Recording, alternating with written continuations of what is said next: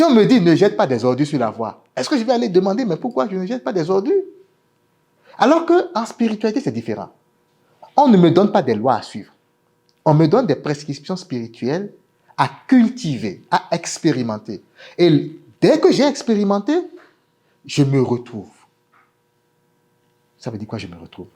Je retrouve l'être de lumière qui est en moi.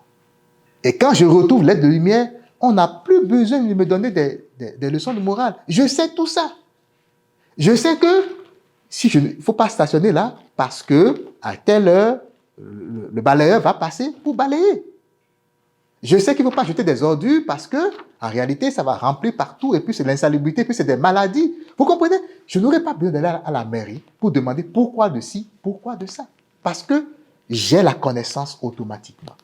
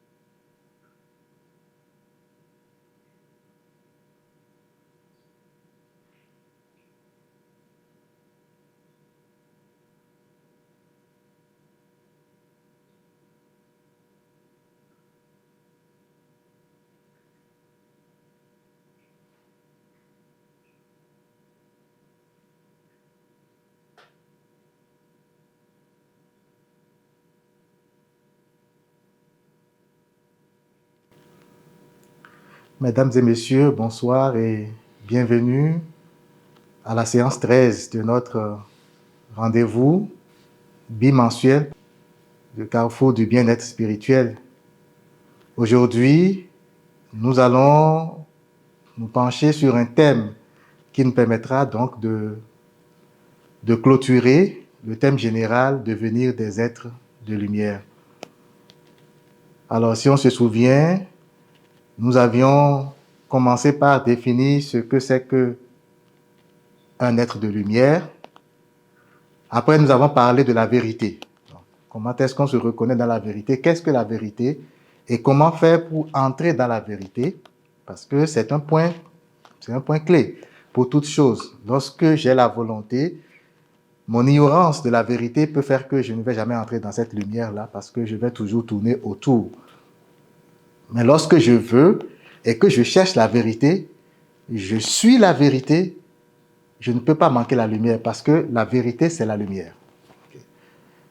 Et après, donc, nous avons parlé du grand thème, adorer en esprit et en vérité. Le mot vérité revient encore ici.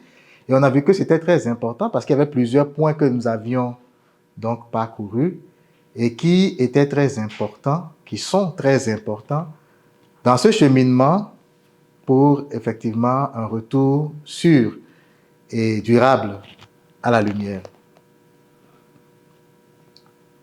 Mais lorsque je connais tout ça,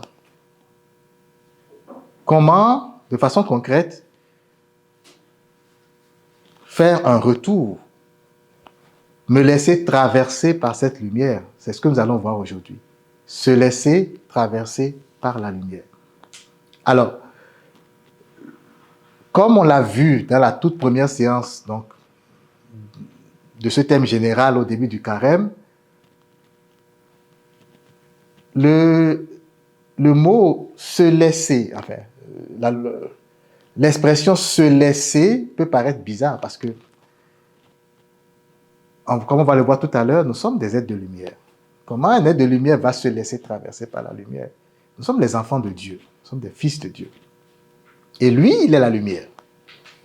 Et donc, nous sommes la lumière. Il a dit, vous êtes la lumière du monde.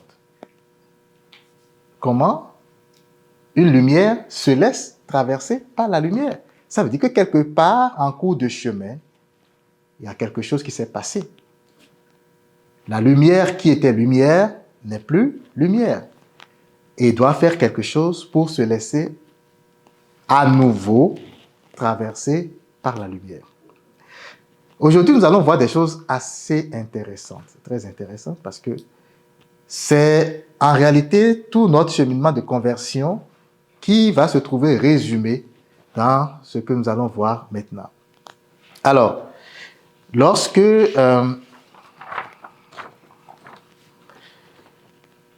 on fait un petit retour en arrière sur notre identité, on en avait parlé, notre identité, qui nous sommes, d'accord? On en parle encore.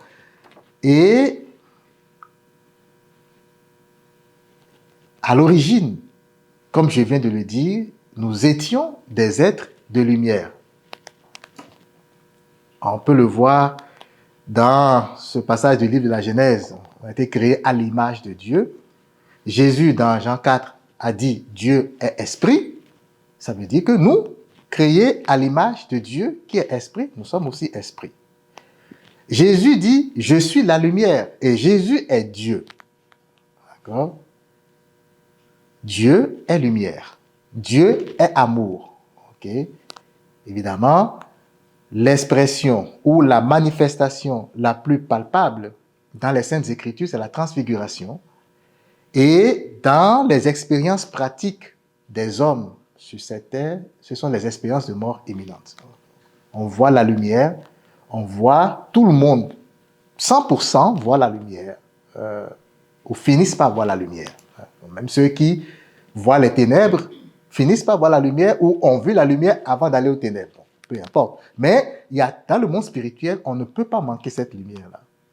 C'est la lumière du soleil de Dieu. Donc, Dieu est lumière.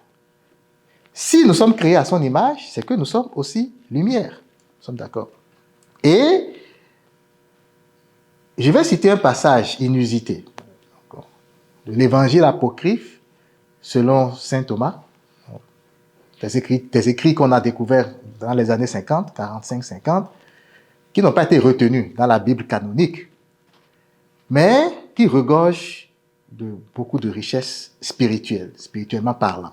Donc, il y a beaucoup d'autres écrits, par exemple, il y a des écrits de Saint Jean qui ont été aussi découverts, qui sont différents de l'Évangile. Et dans le verset 50 de cet Évangile selon Thomas, Jésus dit, « Si on vous demande d'où vous êtes, répondez, nous sommes venus de la lumière, là où elle est née d'elle-même. Nous sommes venus de la lumière, là où elle est née d'elle-même. Elle a surgi et s'est manifestée par leur image. Si on vous demande qui vous êtes, donc on a dit d'où vous venez. Donc nous venons de la lumière. D'accord? Mais si on vous demande qui vous êtes, répondez, nous sommes ses fils et nous sommes les élus du Père vivant. Et si on vous demande quel est le signe de votre Père en vous, répondez, c'est un mouvement et un repos. Alors, c'est assez clair. Nous venons de la lumière. Et que nous sommes lumière. D'accord? C'est facile. Étant lumière, nous sommes les fils de Dieu. Nous sommes les fils de la lumière. Nous sommes les fils de Dieu.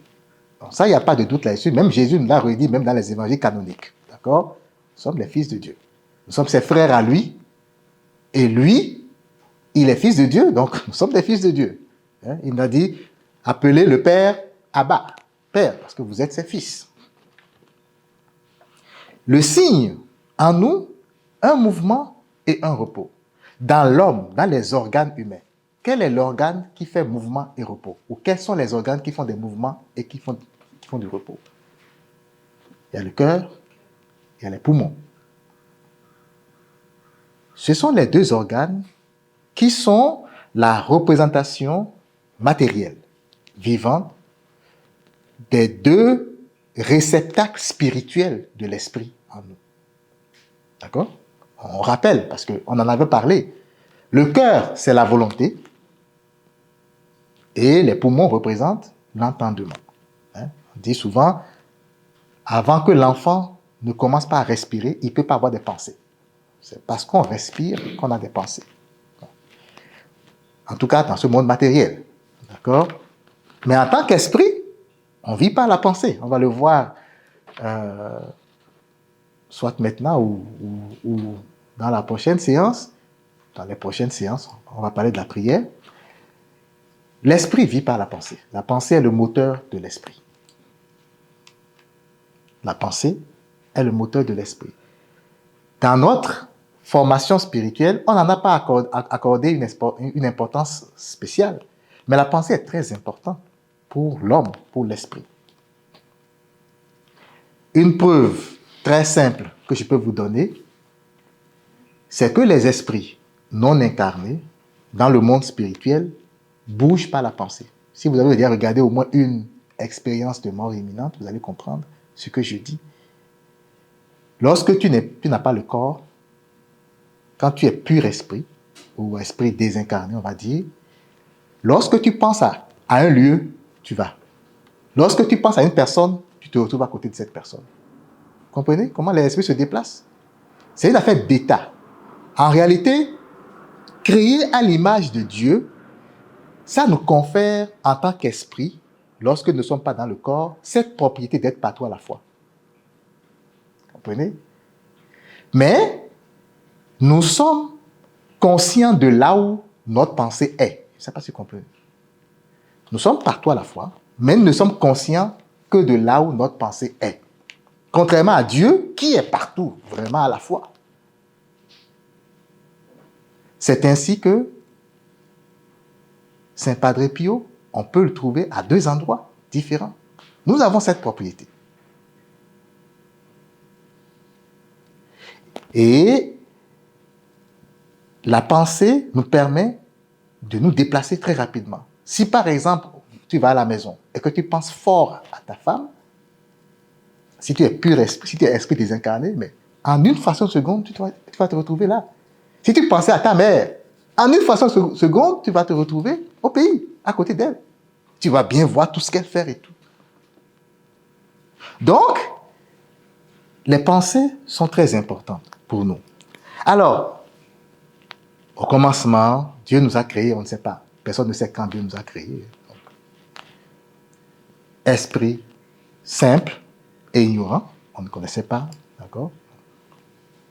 Mais lumineux. Donc, on était dans la lumière, d'accord? Et on peut se demander, mais si Dieu nous a comblés de son amour et de sa lumière, pourquoi on est ici? On sait bien que la Terre, comme les autres mondes, sont des espaces de souffrance. On peut se demander, mais pourquoi on est là? Alors, j'en avais parlé une fois, je ne sais pas si vous vous souvenez un peu. En fait, on peut métaphoriser, on prend l'exemple d'un enfant. Vous avez un fils. Vous êtes riche, vous avez tout ce qu'il vous faut. Beaucoup d'argent, une belle maison, une voiture. L'enfant ne manque de rien. Il est né, vous lui avez donné tout ce dont il a besoin, vous l'avez comblé d'amour, de l'enfance jusqu'à 4 ans, 5 ans, l'âge d'aller à l'école. Mais vous ne pouvez pas continuer à garder votre enfant à la maison parce que vous avez une entreprise et votre rêve, c'est que l'enfant grandisse et prenne les rênes de votre compagnie. Votre rêve, c'est que demain, l'enfant devienne quelque chose dans la société. Mais qu'est-ce qui fait devenir quelque chose dans la société? C'est les connaissances. Donc, peu importe, même si vous avez beaucoup de ressources que vous comblez, vous donnez à votre enfant, vous ne pouvez pas mettre dans sa tête les connaissances. Il faut qu'il aille lui-même acquérir les connaissances. Maintenant, qu'est-ce qui se passe? vous l'envoyez à l'école, à la maternelle. Votre enfant, qui est très bon de cœur, qui était très bon de cœur, qui est sensible et doux, va à l'école. Il est obligé d'aller à l'école pour apprendre les mathématiques, les français, pour apprendre les sciences, pour apprendre à connaître tout. Arrivé là-bas, il va voir d'autres enfants. Bon, ça fait déjà une première différence. Il était seul à la maison. Arrivé à l'école, il a trouvé d'autres enfants. Le fait qu'il était seul à la maison, il n'est pas habitué à être avec d'autres personnes. Il n'aime pas forcément la compagnie d'autres enfants. Vous comprenez? Il n'aime pas forcément la compagnie d'autres enfants. Mais arrivé là-bas, les autres enfants, aussi dans leur famille, ne sont peut-être pas habitués à d'autres enfants. Donc, on va se brasser. On va commencer par se taquiner. Dépendamment de la force d'esprit de votre enfant, il va soit se recroqueviller sur lui-même, si par exemple on le taquine trop, et il va venir vous le dire. Mais vous ne pouvez rien, parce que vous ne pouvez pas le suivre pour aller à l'école, pour dire aux autres enfants, ben, ne faites pas ci, ne faites pas ça. Votre enfant va devoir de lui-même apprendre à se défendre, à se débattre. Parce que, imaginez, ce pourquoi vous l'avez envoyé à l'école, ce n'est même pas encore ça. C'est pour apprendre les mathématiques, pour apprendre la physique, c'est ce que vous vous êtes dit. Mais en dehors de tout ça, qu'est-ce qu'il apprend? La vie, le savoir vivre. Et il va faire suivant les classes. Donc, il va faire ça à la maternelle, à la première année, à la deuxième année, en troisième année. Et à chaque fois, il va passer des examens. Qu'est-ce qui va se passer? En quatrième année ou cinquième année, ou même au collège, votre enfant va changer. Vous continuez de le combler de tous les biens à la maison. Mais les biens dont vous le comblez ne vont plus être le facteur principal de son développement, de sa croissance. Le facteur principal de son développement sera la vie qu'il a commencé à mener à l'école, avec tous ses amis et tout ça. C'est ainsi qu'à l'âge adolescent, on ne reconnaît souvent plus nos enfants parce qu'ils ont déjà des amis, l'enfant veut être autonome, il veut sortir avec ses amis et tout. C'est exactement ce que Dieu fait de nous. C'est la même chose. C'est pas étonnant parce que le monde est un théâtre vivant du monde spirituel. Tout ce qui se passe ici, si vous prenez exemple sur comment les choses se passent ici, vous allez voir qu'il y a beaucoup de secrets spirituels que vous allez découvrir. C'est la même chose. Ce que Dieu fait de nous, c'est que nous sommes des esprits dont il a comblé de son amour. Il nous a créés dans l'abondance. Mais il a besoin d'ouvriers pour travailler à la vigne. Il a besoin de personnes qui connaissent la matière, qui connaissent tout ce qu'il a créé. Et nous, en tant qu'esprit ignorant au départ, simple et ignorant, simple ça veut dire on n'avait pas un cœur dur, on n'avait pas un cœur noir, on était pur. Adam et Ève, avant la chute. C'est l'allégorie qu'il faut prendre. Dieu nous a envoyés sur cette terre pour goûter aux fruits du bien et du mal, qui est le fruit de la connaissance.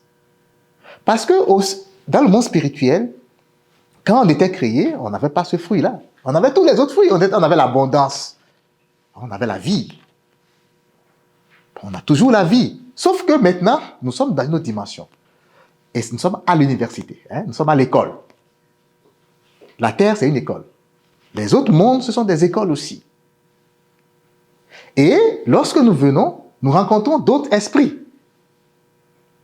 La première chose que Dieu nous dit, vous devez apprendre à vous entraider. Vous êtes du même père. Mais nous, on ne les connaissait pas. Avant de venir ici, moi, je ne te connaissais pas. Je ne connaissais pas Ruth. Même mon petit frère, avant de venir sur la terre, est-ce que je le connaissais? Je ne le connaissais pas. Mais je dois apprendre à l'aimer, à l'entraider, à me soucier de lui. Vous comprenez un peu? L'école de la vie, c'était ça. On est venu, mais comme ce petit enfant dont je parle, qu'est-ce qui va se passer? Les problèmes de la vie.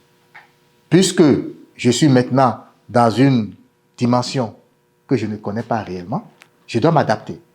Non seulement des troubles qui vont venir des autres esprits, mais aussi les troubles qui vont venir de ma propre disposition spirituelle. On va le voir dans le thème général qui va venir sur la prière après Pâques. La prière, c'est pas ce que nous pensons réellement. Et nous sommes tout le temps en prière, en fait. Tout le temps. Hein? Ce que Paul dit là, prier sans cesse, là, c'est réellement ça. Nous sommes tout le temps en prière. Si tu as pensé très fort à faire un accident, que tu fais un accident, c'est une prière que tu as faite. C'est toi qui as appelé l'accident. Alors, nous-mêmes, de notre propre chef, avec nos dispositions intérieures, notre cœur et nos pensées, nous faisons bouger les choses autour de nous. Et ça, c'est aussi une charge, c'est aussi un fardeau. Pourquoi Jésus, quand il est venu, dit « Venez à moi, vous qui peinez sous le poids. » C'est en fait de vos fardeaux. Les fardeaux que vous-même vous avez créés. Et les fardeaux, c'est d'abord les pensées, les émotions. Vous comprenez? Donc, en ce monde, en tant qu'esprit pur et simple, nounou, on peut dire innocent, d'accord? Esprit innocent, hein? Parce qu'il ne faut pas oublier, je vous ai dit que le monde est le théâtre représentatif de la vie spirituelle. Ça veut dire quoi? Ça veut dire que lorsqu'on vient dans ce monde ou dans un autre monde, on est enfant, on grandit, on grandit, on grandit. C'est comme ça que notre esprit, dans le monde spirituel, était né enfant aussi. Donc, simple et ignorant, connaissant rien. Et on grandit à travers les expériences qu'on fait. D'accord? Donc, ces expériences ne sont pas sans effet sur nous. En fait, c'est le but. Le but, c'est que chaque expérience ait un effet sur nous. Les premiers effets, évidemment, c'est l'agressivité. C'est-à-dire que lorsque je sors, que je suis avec quelqu'un, ma relation avec cette personne est d'abord agressive parce que je ne la connais pas. La personne va me dire des choses qui vont heurter ma sensibilité. On ne se connaît pas. Mais comment on apprend à se connaître? Hein? Avec nos époux, nos épouses, comment on se connaît? On se chicane d'abord. Hein? Plus on se chicane, et mieux on se connaît. Je vous ai dit que si vous méditez les choses de la vie, vous allez découvrir beaucoup de secrets spirituels. Lorsqu'on vient dans ce monde, on rencontre les autres esprits qui sont nos frères, mais qu'on ne connaît pas. On va apprendre à se connaître, on va apprendre à s'aimer. Et chacun, on va heurter les uns les autres nos sensibilités. Mais lorsque je ne suis pas habitué et que quelqu'un heurte ma sensibilité, qu'est-ce que je fais? Je me ferme. Je me protège. Parce que c'est comme une agressivité. Si quelqu'un vous agresse, ben c'est d'abord la défense. Vous êtes sur la défensive. Et après, quand vous connaissez cette personne, vous savez que la personne n'est pas si méchante que vous pensez. D'accord? Ça, c'est ce qui a modifié notre disposition spirituelle.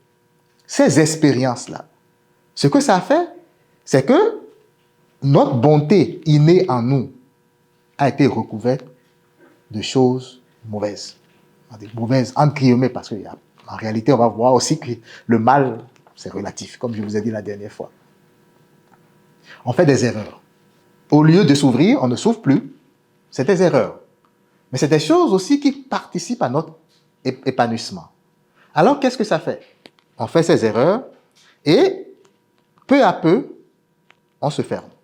On laisse notre lumière être étouffée de ce qu'on appelle les souillures. C'est quoi un exemple de souillure? Un exemple de souillure, c'est la décision que je prends de ne plus parler à telle personne.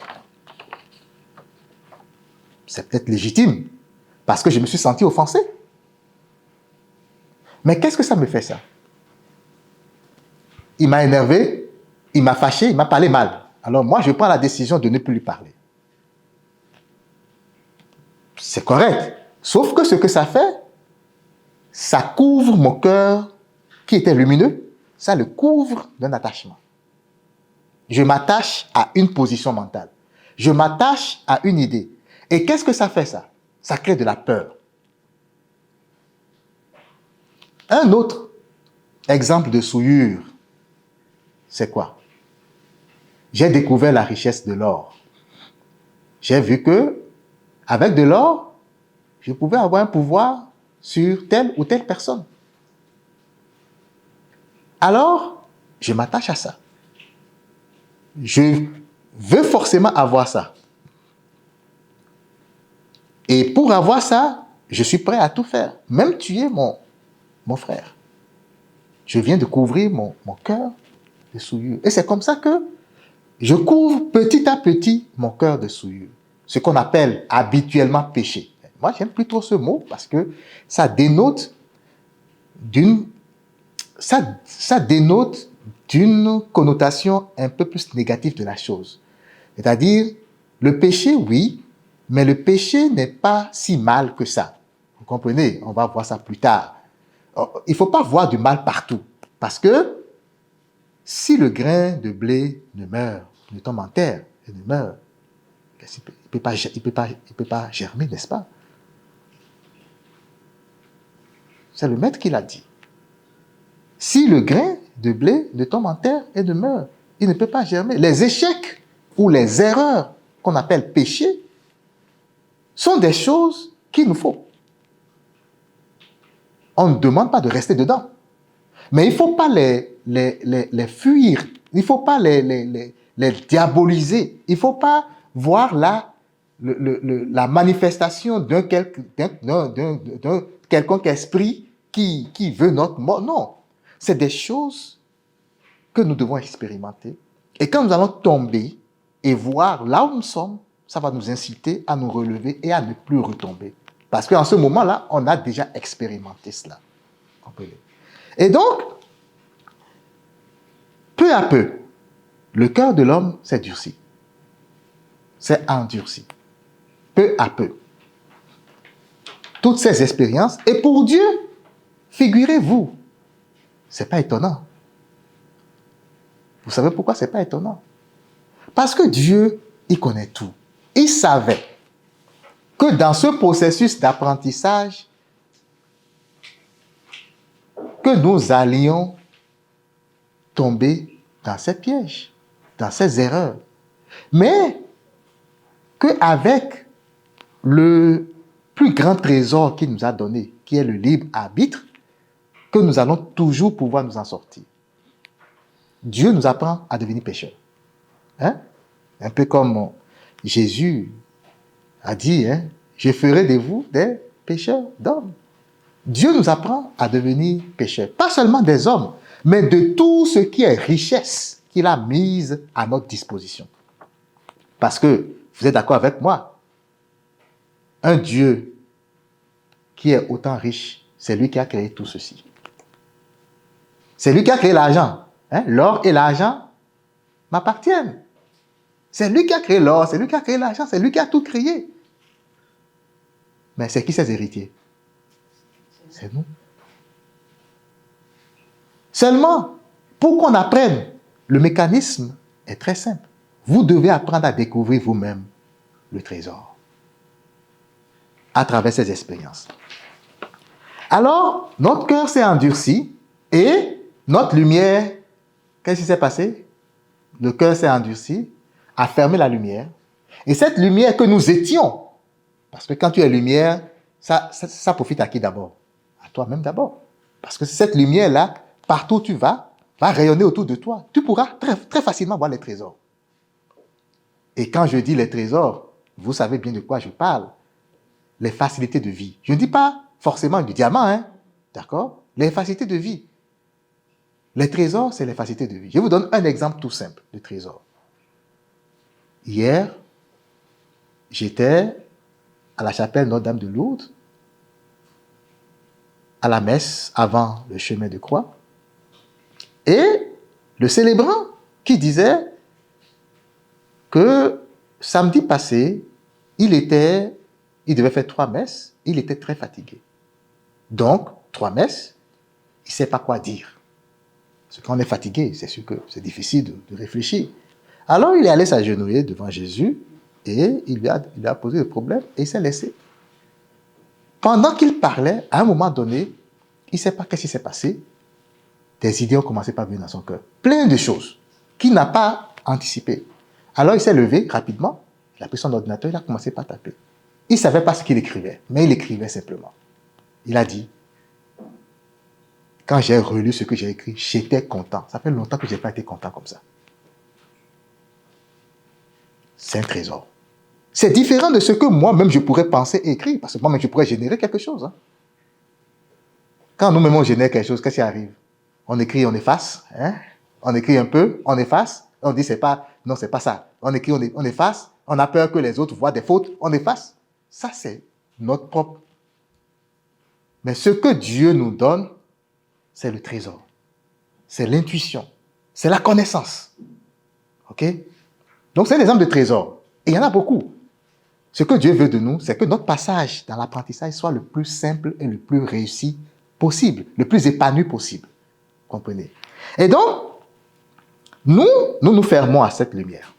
Nos souillures nous ferment à cette lumière. Donc, il y a quelques versets, hein, on dit, le psaume 94, verset 8, « Ne fermez pas votre cœur comme au désert, comme au jour de la tentation et de défi, où vos pères m'ont tenté et provoqué, et pourtant ils avaient vu mon exploit. » Et Saint Paul, dans Éphésiens 4, verset 18, va dire, « Ils ont l'intelligence obscurcie. Ils sont étrangers à la vie de Dieu. » Regardez ce qu'il dit. Ils ont l'intelligence obscurcie. C'est ce que je viens de vous dire. Notre cœur, d'où jaillit la lumière, a été fermé par les souillures. Qu'est-ce que ça fait? L'intelligence n'a plus sa lumière. Ça dit que nos pensées ne sont que des pensées de ce monde, à ce moment-là. Et il dit, ils sont étrangers à la vie de Dieu. C'est quoi la vie de Dieu? C'est cette lumière. Nous n'avons pas de vie. La vie vient de Dieu et vient dans notre cœur. Hein? L'amour de Dieu est versé en vos cœurs par l'Esprit Saint. C'est lui qui nous donne. Mais si nos cœurs sont couverts de souillures, on devient étranger à la vie. On ne sait plus quelle vie on vit. Comprenez? Hein? À cause de l'ignorance qui est en eux et à cause de l'endurcissement de leur cœur. C'est Saint Paul qui le dit. Alors, vous voyez, c'est quelque chose de très logique. Ce n'est pas des choses, ce n'est pas théorique. C'est palpable et logique de chaque jour. Et Jésus même qui dit, dans Matthieu 19, verset 8, « C'est à cause de la dureté de votre cœur que Moïse vous a permis de répudier vos femmes. Au commencement, il n'en était pas ainsi. » La dureté de cœur nous crée plein de problèmes. Beaucoup de problèmes. Le premier, c'est la vie dure. Ça nous rend la vie dure. Okay? Et comme on est endurci, l'intelligence n'ayant plus de lumière pour être souple, devient endurcie aussi. C'est ce qu'on appelle l'entêtement. D'accord? On est entêté. Alors, à quelqu'un qui est entêté, si tu veux le conseiller, qu'est-ce que tu fais? Il ne peut rien comprendre. Vous comprenez? L'intelligence est obscurcie. On ne peut rien comprendre. Je ne peux pas te conseiller pour dire tu vas comprendre. Tu ne vas pas comprendre. Alors, qu'est-ce que je fais? Je te donne des règles de morale. Je te dis, ne mens pas. N'envie pas ton prochain. Ne fais pas ci. Ne fais pas ça. Je t'enseigne comme à l'école. Vous voyez la différence entre une règle de morale et une règle spirituelle. La règle spirituelle, c'est que tu comprends ce que tu fais. Si on te dit ne mens pas, mais tu sais pourquoi il ne faut pas mentir. Alors qu'une règle pure de morale, tu ne comprends pas forcément. C'est des règles que tu suis, simplement. Un peu comme les lois dans nos boulots, dans la société, les lois civiques. On suit. Si on me dit, par exemple, il ne faut pas stationner ici, est-ce que moi, je vais aller à la mairie demander, mais pourquoi je ne dois pas stationner là? Vous comprenez? Je ne vais pas aller à la mairie pour demander, mais pourquoi je ne vais pas stationner là? C'est une loi, je la suis. Point final. Si on me dit, ne jette pas des ordures sur la voie, est-ce que je vais aller demander, mais pourquoi je ne jette pas des ordures? Alors qu'en spiritualité, c'est différent. On ne me donne pas des lois à suivre. On me donne des prescriptions spirituelles à cultiver, à expérimenter. Et dès que j'ai expérimenté, je me retrouve. Ça veut dire quoi, je me retrouve? Je retrouve l'être de lumière qui est en moi. Et quand je retrouve l'être de lumière, on n'a plus besoin de me donner des leçons de morale. Je sais tout ça. Je sais que il ne faut pas stationner là parce que à telle heure, le balayeur va passer pour balayer. Je sais qu'il ne faut pas jeter des ordures parce que, en réalité, ça va remplir partout et puis c'est l'insalubrité, puis c'est des maladies. Vous comprenez? Je n'aurais pas besoin d'aller à la mairie pour demander pourquoi de ci, pourquoi de ça. Parce que j'ai la connaissance automatiquement. Vous comprenez? Et donc, l'endurcissement de notre cœur nous plonge réellement donc en bas, vraiment dans les ténèbres. Alors, Dieu nous convie, quand il était venu, il nous a conviés, et il nous convie encore toujours à une prise de conscience. C'est ça qu'on voit partout. Dans le monde aujourd'hui, l'éveil de conscience, c'est la prise de conscience. Le but de la prise de conscience, c'est de retrouver nos capacités. Vous ne me croyez peut-être pas, mais je vous dis, nous sommes capables. Nous sommes puissants. Hier, dans l'évangile qu'on a lu hier, je pense que c'est dans Jean 10, les gens disaient à Jésus, tu t'es proclamé Dieu, alors pour ça on va te lapider. Et qu'est-ce qu'il a dit? Vous n'avez pas lu les Saintes Écritures? Votre loi là, vous n'avez pas lu? Votre loi dit, vous êtes des dieux. J'avais jamais lu ça. Vous êtes des dieux. Et il dit, si la loi a appelé Dieu ceux qui ont été appelés à la parole, pourquoi vous dites que moi je... Vous êtes des dieux. Ça rejoint exactement ce que je vous dis là. Nous sommes des êtres de lumière. Pourquoi? À cause de la parole. Dès que tu reçois la parole en toi, tu deviens un petit Dieu. Nous sommes puissants. Nous sommes puissants. Et on va petit à petit découvrir comment réactiver notre puissance. Qu'est-ce qui fait que aujourd'hui, ce que le demandez, vous recevrez, là, ne marche pas pour nous? Je dis ça ne marche pas parce que je présume, je suis très sûr que ça ne marche pas. Vous savez pourquoi ça ne marche pas? Personne ne veut être dans l'amertume, n'est-ce pas? Est-ce que quelqu'un veut être nerveuse? Est-ce que quelqu'un veut avoir des problèmes dans sa vie? Est-ce que quelqu'un veut être dans des soucis? Laissons l'argent de côté. Laissons les biens matériels. Le bien-être spirituel. Tout le monde veut être bien. Tout le monde veut être tout le temps en train de fêter, en train de sourire. Mais nous ne parvenons pas à l'avoir. Même ça. Nous avons perdu notre capacité, même jusque-là. Alors que c'est des choses qui sont à notre portée. On peut l'avoir partout et instantanément, si on le veut. Il faut savoir juste comment faire. D'accord? Donc, le but, c'est de retrouver nos capacités. Et dans ce monde, quelle est la loi universelle qui est la plus appliquée dans notre vie quotidienne? La loi universelle. Et qui est le fondement de ce pourquoi Dieu nous a envoyés ici. La loi universelle qui s'applique, c'est la loi de l'action et de la réaction.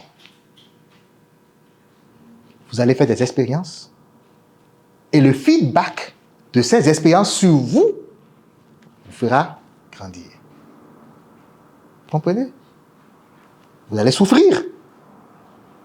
Mais par la souffrance, vous allez devenir glorieux. Si la souffrance n'avait aucun impact sur moi, pourquoi je vais devenir glorieux? La souffrance, c'est l'action. La gloire, c'est l'effet de la réaction. Vous comprenez?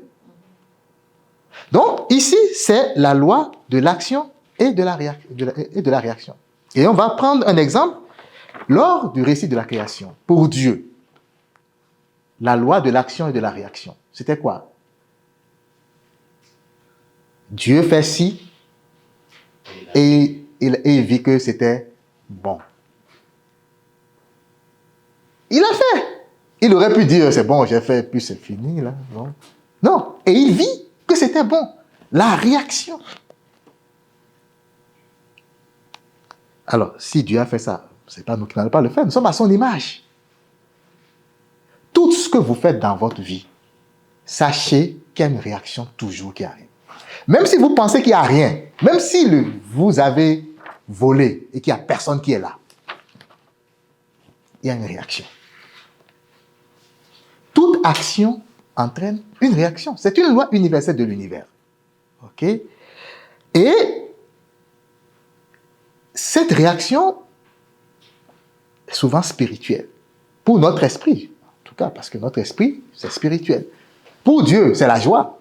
Bon, lui-même, il n'a pas besoin de ça. Mais pourtant, il s'exclame. C'est bon ce que j'ai fait. Alors, ça, c'est pour Dieu. Maintenant, pour l'homme, lorsqu'on manipule la matière, la plupart du temps, dépendamment de ton état d'esprit, la réaction sur ton esprit peut être positive ou négative. D'accord? Et la matière, c'est l'anti-spirituel. Vous savez, la matière est spirituelle aussi. Hein? Et si vous vous rappelez, ça fait un bon bout de temps qu'on en a parlé, mais le soleil de Dieu, qui a créé tout l'univers. Hein, on a dit, il a créé plusieurs atmosphères, des plus fines vers les plus grossières. Donc, notre atmosphère ici fait partie de l'une des plus grossières. D'accord? C'est parce que c'est grossier qu'on peut avoir des éléments aussi grossiers. Nous sommes à l'antipode du spirituel. Dieu qui est pur, pur, pur, et la matière qui est impure, impure, impure. C'est les derniers. Alors, si vous êtes esprit et que vous manipulez une matière, c'est clair qu'il y aura une réaction qui ne sera pas forcément la bonne. Vous comprenez? Lorsque je me trouve avec Dieu, je m'identifie à Dieu. C'est lui mon identité. C'est normal, hein? Je suis son fils. Il m'a créé à son image. Lorsque je manipule les choses qu'il m'a données, je ne m'inquiète pas, je ne réfléchis pas. Parce que je m'identifie à ça. Mais nous, en tant qu'esprit, on fait la même chose pour la matière. Je manipule la matière et je m'identifie à la matière. Et c'est là l'erreur. Parce que la matière ne nous connaît pas. La matière n'est qu'un objet. C'est comme un enfant que vous envoyez à l'école, il prend son crayon ou bien la pâte à modeler et il manipule. Pour apprendre à faire des maisons, pour apprendre à... Vous comprenez? On manipule la matière juste pour apprendre des choses. Mais nous, ayant oublié qui nous étions, parce que quand on s'incarne, on oublie qui on était, hein? Ayant oublié qui nous étions, nous avons commencé à manipuler la matière et à nous identifier comme on le faisait avant de venir sur la terre. Vous comprenez? Vous voyez l'erreur? Mais en s'identifiant à la matière, qu'est-ce qu'on fait? On rentre dans l'énergie négative. Le spirituel, c'est l'énergie positive. Nous sommes du spirituel, nous sommes lumière. Mais en manipulant la matière et en s'identifiant à la matière, nous rentrons dans l'énergie négative. Donc, la loi de l'action et de la réaction, c'est comme ça que ça s'applique à nous. L'identification, c'est l'attachement. Je peux manipuler la matière et avoir une réaction très positive. Comme Eckhart Tolle le dit, hein. 1 million s'en vont, hein? 1 million de dollars s'en vont, 1 million de dollars s'en viennent, ce n'est qu'un jeu. Mais si dans ma tête, je vois l'argent comme ça, 500 euros ou 500 dollars s'en vont, 500 dollars s'en viennent, si je perds mon porte-monnaie qui contient 1000 dollars, je n'ai pas perdu ma vie. Vous voyez la différence? Je peux aussi dire j'ai perdu ma vie. C'est toute ma vie. Oh Seigneur, c'est tout ce que j'ai pour le mois. J'ai perdu ma vie. Et je m'identifie à ces 1000 dollars que j'ai perdus. Et effectivement, pendant tout le mois, je vais souffrir sérieusement.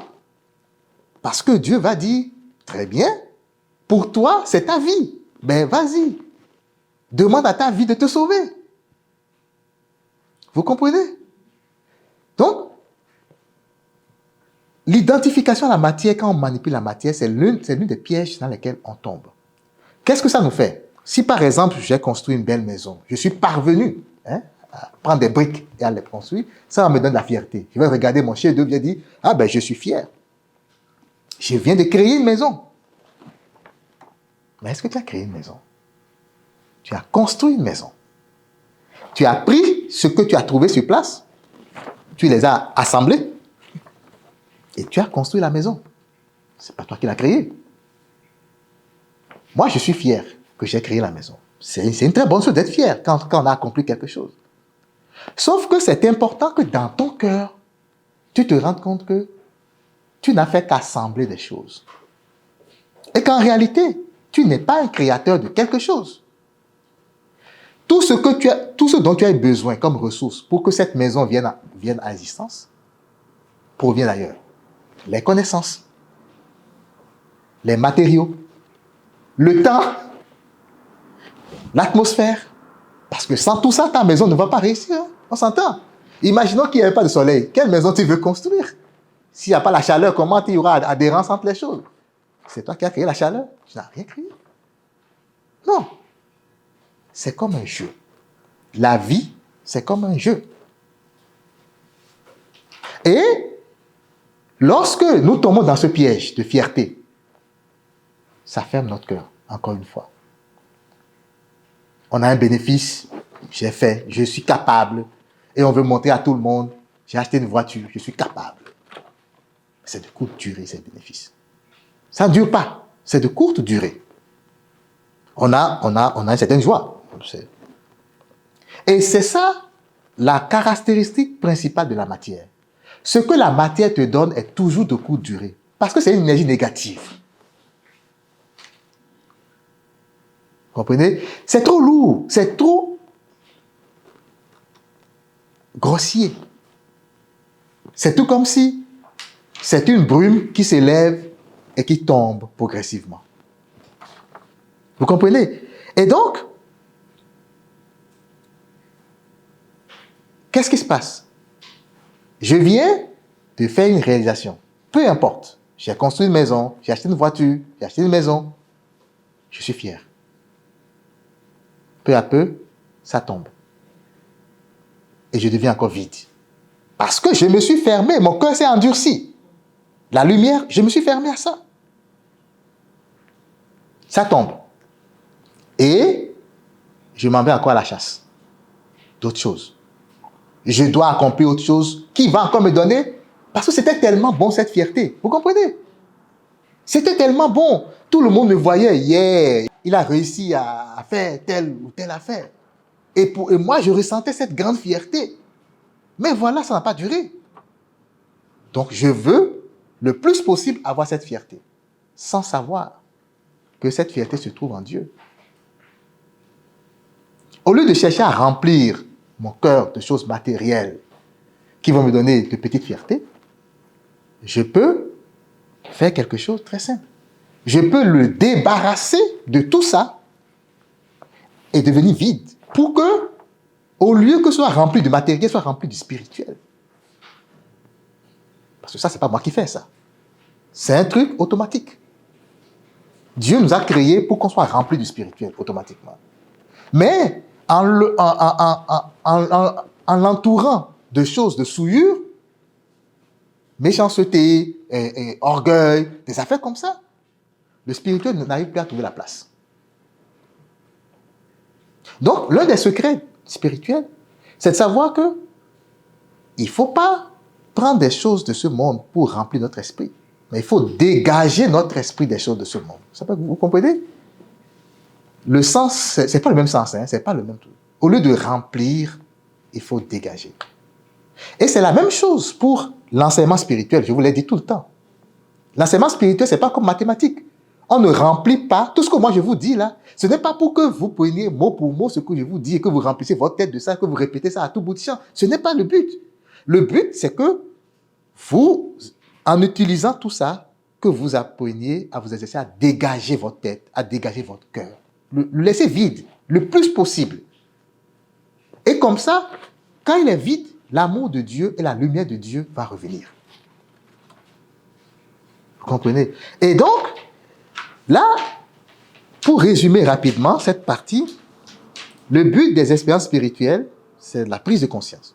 Que ce que nous sommes venus faire ici, c'est une manipulation d'objets. C'est un jeu. On s'amuse avec les milliards et les millions et tout ce qu'on dit. tout ce que nous avons ou tout ce que nous parvenons à acquérir, ça ne reste pas. D'accord?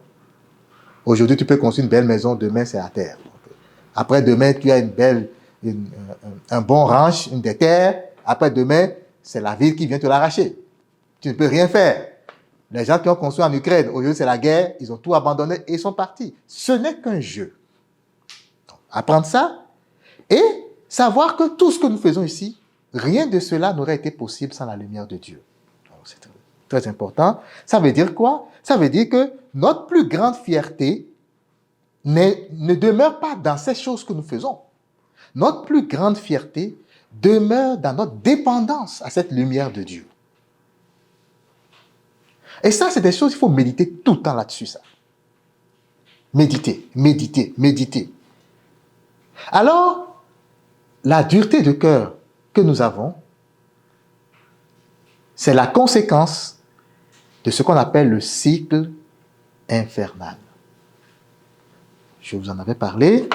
En fait, le cycle infernal, vous avez le papier de l'autre côté. Donc, qu'est-ce que ça fait? Vous avez le cœur endurci. Je vous ai dit, en faisant les expériences, notre cœur s'est endurci. C'est le point de départ.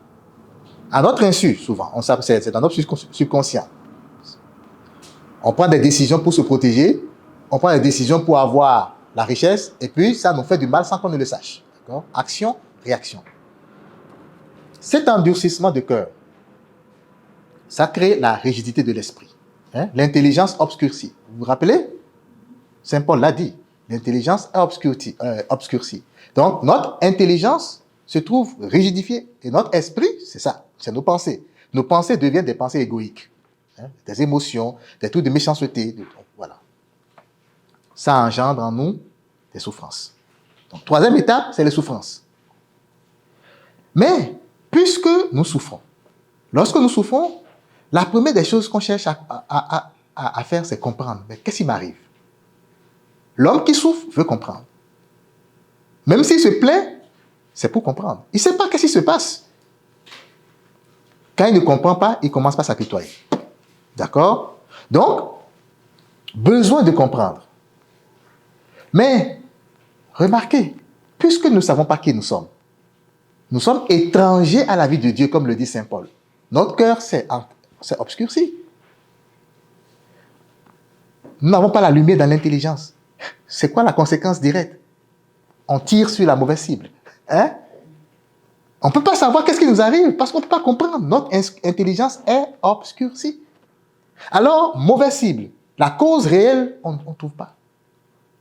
On trouve une autre cause. Ah, c'est à cause de lui là. Lui là, il est mauvais. C'est à cause de lui, c'est parce qu'il m'a fait ci ou ça. La mauvaise cible. Et qu'est-ce que ça fait la mauvaise cible, ça? Si je dis que c'est toi qui m'as fait quelque chose, alors que, papa, parce que je ne connais pas, hein, je ne comprends pas, je dis c'est toi qui m'as fait quelque chose, ça va endurcir encore mon cœur vis-à-vis de toi. Lui là, Paul là, jamais il va voir ma faveur dans ce monde. Donc, à chaque instant que je vais faire le cycle et revenir à ça, et que je vais rater la cible de ce qui m'arrive, la cause, je vais rater la cause, je vais tomber sur quelqu'un d'autre. Ah, je me suis rappelé que Ruth m'avait lorgné hier. Ah, donc c'est elle. Et puis, ça va encore endurcir mon cœur. Ça va m'énerver de plus. À chaque fois, ça va m'énerver. Je vais prendre encore de mauvaises décisions. Mais, regardez, Dieu ne nous laisse pas. Il nous a envoyé des prophètes. Plein de prophètes. Il a envoyé son fils. Qu'est-ce qu'il fait? Il a compris. Il a compris que nous nous sommes mis dans un cycle infernal. Alors, il envoie des gens. Quand je dis prophète, c'est des gens qu'on connaît. Mais il y a des gens qui agissent, qui travaillent pour Dieu nuit et jour. Plein. Des gens qui sont dans votre environnement que vous ne connaissez pas. Peut-être ton épouse travaille pour Dieu, pour toi. Dieu l'a envoyé spécifiquement pour que de ton cycle infernal puisse agir pour briser. Nous sommes tous des ouvriers de Dieu dès que nous acceptons de faire sa volonté, nous devenons des ouvriers de Dieu. Vous comprenez? Donc, il y a les prophètes, il y a Jésus, il y a les autres maîtres spirituels qu'on connaît dans d'autres religions. Tous ceux-là sont des êtres de lumière qui, à un moment donné, ont accepté d'épouser la volonté de Dieu. Mais dans tout ça, sur quoi ils agissent? Sur quoi ils agissent? Ils agissent sur, ici, le comprendre.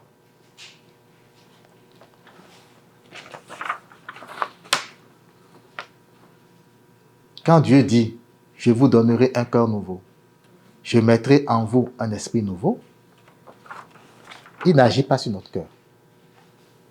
Il n'agit pas sur notre esprit. Pourquoi? Qui peut me dire pourquoi? Il ne peut pas. Pourquoi? À cause de notre libre arbitre. Il n'agit pas là. Il n'agit pas là. Dieu ne veut forcer personne, hein? Non. Alors, qu'est-ce qu'il va faire? Il va agir ici. Lorsque tu te poses des questions, pourquoi ça m'arrive à moi? Pourquoi c'est toujours moi? Quand tu te poses des questions, il va te parler. Il va te parler ici. Ou bien il va envoyer quelqu'un qui va te parler. Dans la mesure où tu peux te retrouver un peu. Pour considérer cette personne qui te parle, tu vas briser la chaîne. Comme ça, au lieu de trouver la mauvaise cause, tu ne vas plus trouver la mauvaise cause. Parce que quelqu'un t'aurait parlé ici. Quelqu'un t'aurait dit non, non, non, non, tu te trompes. Ce n'est pas ça la cause.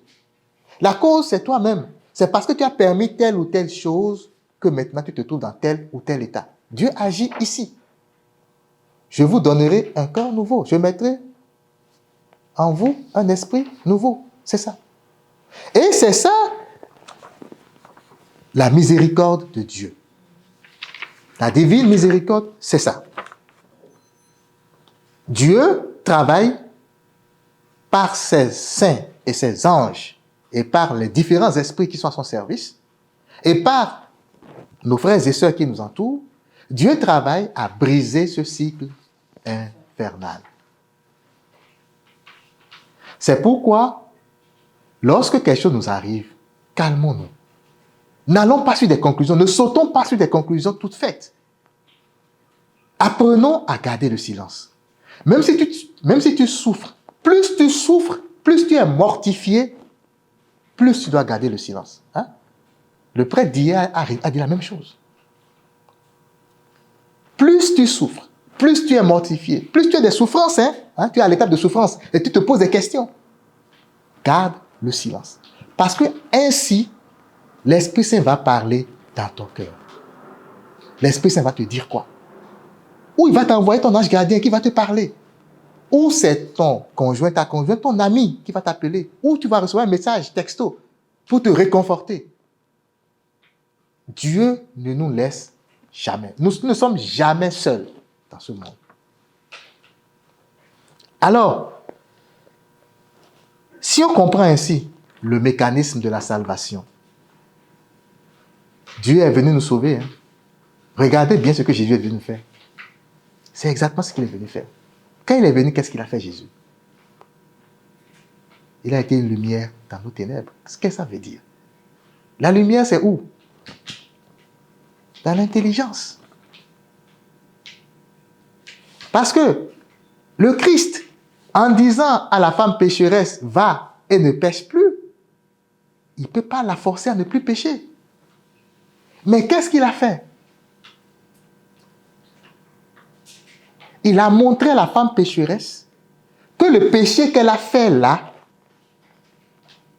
ne la condamne à rien. Je ne sais pas si vous comprenez. Souvent, on ne perçoit pas les choses comme ça. Non, pour nous, le péché est tellement grave. Non. Les autres qui l'accusaient, qui faisaient ci, qui faisaient ça, il leur a dit que celui qui n'a jamais péché parmi vous. Ah! Bon, oh Seigneur. Il nous dit ça, mais c'est vrai, on fait des péchés tout le temps. Par cela, Jésus voulait montrer à la femme, les expériences que vous faites sont le chemin de la gloire. Et Jésus savait que lui-même, il allait en faire. La passion, la mort et la résurrection, c'est ça, c'est le même chemin. Je souffre, Mais si je suis bien ouvert à la lumière, je vais briser le cycle infernal. À partir de cet instant, pourquoi avoir peur de la souffrance? Pourquoi vouloir tout le temps rejeter la souffrance? Pourquoi dire, ah, pourquoi moi et tout ça? Non, je sais que cette souffrance-là, si je l'exploite comme cela se doit, est un chemin de lumière pour moi. Mais si je refuse d'écouter tout ce que Dieu m'envoie, je vais continuer le cycle infernal. Écoutez, je vais continuer jusqu'à temps que je sache que je dois briser le cycle infernal. Vous comprenez? Donc, le mécanisme de la salvation, c'est quelque chose qui est tout le temps en place. C'est là, c'est pour nous, c'est à chaque instant de notre vie, c'est les choses qui arrivent. Et nous devons prendre conscience que peu importe ce qui nous arrive, pour retrouver notre lumière, c'est le secret. C'est de se laisser traverser. Et comment on se laisse traverser? C'est de se dire, lorsque je suis dans des troubles, dans des situations où je ne peux rien faire, où je suis vraiment énervé, quelqu'un m'a fâché, je garde mon calme. Première étape. Deuxième étape, je peux méditer un peu. Je peux aussi, si c'est difficile de garder mon calme, l'une des stratégies qu'on peut faire, c'est de commencer à chanter. Le chant, ce que ça fait, ça dispose notre cœur au silence. Ça dispose notre cœur à la présence. Et comme ça, je vais pouvoir me mettre dans la disposition pour briser ce cycle infernal. Mais ce n'est pas fini. Ce n'est pas parce que je me suis tué, je me suis calmé, que j'ai brisé. Parce que je peux aussi refuser, je peux être dans le déni. Quelqu'un peut me parler, je vais dire non, ce n'est pas vrai. L'Esprit de Dieu peut me parler, je vais dire non, non, non, c'est Satan qui me parle. Je peux dire ça. Deuxième étape, c'est de faire confiance à Dieu. On ne peut pas passer à côté de ça. Confiance et abandon, c'est la même chose. Je prends la reconnaissance, ou le remerciement, ou le calme. Je me mets calme. Mais si l'Esprit me parle et que je n'ai confiance en rien ni en personne, je vais continuer mon cycle. Il faut que je sache que ce qu'on dit ici et maintenant, là, ce n'est pas tout théorique. Dieu est là. Les esprits de nos morts et tout ça, ils sont là, ils se promènent. Nous sommes dans le monde spirituel. Le monde physique, le monde spirituel, c'est ensemble. Nous sommes là. Jésus, peut-être que il nous parle là maintenant, on ne l'écoute même pas, mais il est là. Alors, dans tes mortifications, dans tes afflictions, quand tu as des problèmes, Jésus est là. Et il te parle. Est-ce que tu vas l'écouter? Est-ce que tu vas lui faire confiance? Est-ce que tu vas faire confiance à ton intuition? Parce que, n'oublions pas, quand on était esprit, avant de venir ici, on avait l'hypersensibilité du cœur, de la tête. C'était hypersensible. Mais en venant ici, tout ce qu'on connaissait, on l'a oublié. Mais ça nous parvient petit à petit sous la bannière de l'intuition. Vous comprenez? Vous qui êtes là, peut-être que vous étiez des pros, des directeurs généraux ou bien avant de venir. C'est-à-dire que vous avez toutes les connaissances dans tel ou tel domaine. Mais vous avez oublié. Mais si vous vous disposez à l'esprit, il va parler dans votre cœur, il va vous rappeler les choses. C'est ainsi qu'un enfant de 9 ans ou de 5 ans peut devenir virtuose de piano. Tout ce qu'on fait, c'est lui rappeler ce qu'il connaissait déjà, en fait. On m'a dit, mais en 5 ans, c'est sûr que de bébé jusqu'à 2 ans, il ne peut pas jouer au piano. Même 3 ans, il commence par balbutier, là. Mais est-ce que c'est en 1 an qu'il est devenu plus que... c'est impensable. Non, on lui a juste rappelé ça. Il va vraiment jouer, tu vas dire, ça c'est vraiment un dieu de piano, là. Mais non, il savait déjà. Vous comprenez? C'est comme ça, c'est pas pour lui seul, pour nous tous. Nous savions déjà des choses. Mais il faut se laisser disposer pour que l'Esprit Saint puisse, à travers l'intuition, nous parler. Et ça, c'est un exercice personnel qu'il faut faire pour s'ouvrir à la lumière. D'accord? Et pour finir, si on résume tout ça, première chose, c'est quoi? C'est la volonté. Il faut le vouloir. Il n'y a rien qui passe au-dessus, en dessous de la volonté.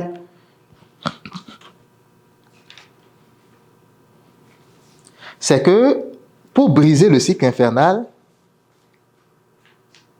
comme je viens de le dire, il faut apprendre à se calmer. Il faut apprendre à cultiver le silence et la méditation. Et la troisième chose et la dernière, c'est de s'exercer à nous abandonner à la vie. D'accord? Quand je dis la vie, qui est la vie? C'est Jésus qui est la vie, c'est Dieu qui est la vie. Abandonnons-nous à la vie. C'est-à-dire, nous ne sommes pas capables, sans la vie, sans Dieu. Il est notre capacité. Tout ce que l'homme touche de son propre, c'est mort. Ce n'est que des problèmes. Nous devons apprendre à retrouver la lumière divine en nous. Ça veut dire qu'il faut s'abandonner. Les problèmes vont toujours venir. Chaque jour, ça arrive. La façon dont on va prendre ces problèmes, ça va nous permettre de retrouver notre capacité. Parce qu'il ne faut pas oublier, si nous avons pu perdre cette capacité, cette lumière, qui nous donnait tout, c'était à cause de quoi? C'est le même problème. On est venu, quelqu'un m'a insulté. Quelqu'un m'a fait ci, m'a fait ça. J'ai raté tel boulot, j'ai raté ci. Et tout ça, en m'accrochant à tout ça à la fois, j'ai perdu foi. J'ai perdu la foi en moi, j'ai perdu ma lumière. Est-ce qu'il faut continuer à s'accrocher à ces affaires-là? Non. Nous sommes capables. Nous sommes capables de tout. Tout ce qu'on veut, on peut l'avoir. Et, comme je le disais, nous allons voir comment l'avoir. Il y a les choses. Mais malheureusement, nous qui avons les secrets sous la main, on n'en profite pas. Et d'autres personnes qui cherchent aussi les secrets, mais qui n'étaient pas au bon endroit, sont parvenus à les avoir. Et eux, comme ils n'étaient pas dans les mêmes conditionnements que nous, ça a été facile pour eux de saisir ces secrets. C'est ainsi que vous allez voir des gens très riches ici dans le monde. Hein. Ils sont très riches. Mais ils s'en foutent de l'argent. Hein. Ils s'en foutent de l'argent. Mais ils ont. Pourquoi on ne pourrait pas avoir? C'est notre Père. C'est notre Père qui l'a. Pourquoi on ne pourrait pas avoir? Simplement parce que nous sommes dans nos conditionnements. Nous sommes dans des affaires qui nous enferment. Et c'est ça qu'il faut apprendre. Rompre ce cycle-là, c'est très important. Il faut se libérer. D'accord? Donc, voilà qui clôture ce cours exposé. J'espère que ça vous a mis sur la piste et avec tout ce qu'on a vu pour que dans la saison qui s'en vient, après Pâques, que nous puissions en profiter pour faire quelque chose dans notre vie. Le but, c'est pas tout ce que je dis là, le but, c'est vraiment que ça ait un effet. Si ça n'a pas un effet dans votre vie, je n'aurais pas fait grand-chose de différent, mais bon, voilà, j'espère que ça va faire quelque chose. Et puis dans la vie également de toutes les personnes qui vont suivre cette vidéo, que ça va apporter un brin de lumière pour aller, hein, un peu comme, c'est une affaire de fissure, hein, quand c'est couvert de souillure, de boue, pardon, et que l'Esprit Saint vient, qu'est-ce que ça fait? Ça commence par fissurer un peu pour laisser entrer des choses et après, complètement, ça se détache. Donc, que le Seigneur nous accompagne et que sa lumière nous éclaire. Amen.